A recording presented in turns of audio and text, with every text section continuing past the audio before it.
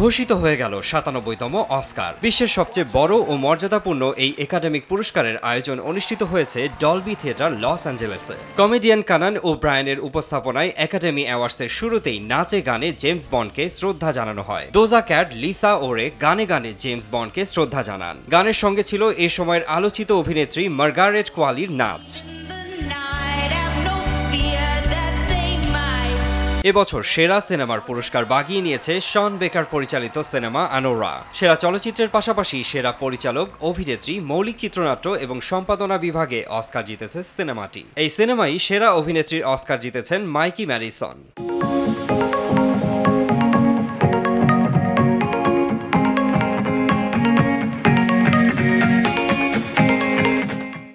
Mikey Madison.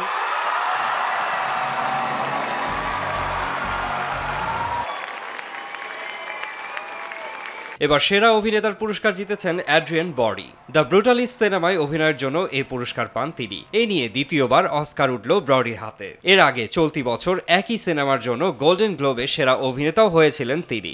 I'm wrapping up. I will wrap up. Please turn the music off. I've done this before. Thank you. পার্শ্ব চরিত্রে সেরা অভিনেতার পুরস্কার জিতেছেন Kieran খালকিন এবং পার্শ্ব চরিত্রে সেরা অভিনেত্রী হয়েছেন জয়ী সালডানা। সেরা অ্যানিমেশন সিনেমার পুরস্কার জিতেছে ফ্লো। এদিকে ফিলিস্তিনিদের সংগ্রামের গল্প নিয়ে নির্মিত ডকুমেন্টারি নো আদার ল্যান্ড জিতে নিয়েছে শ্রেষ্ঠ ডকুমেন্টারি পুরস্কার। ৯৭তম অস্কার আসরে প্রতিযোগিতায় থাকা চলচ্চিত্রগুলো যেমন প্রশংসিত হয়েছে, তেমনি পুরস্কার বিজয়ীদের উজ্জ্বল উপস্থিতি মুগ্ধ করেছে চলচ্চিত্র প্রেমীদের।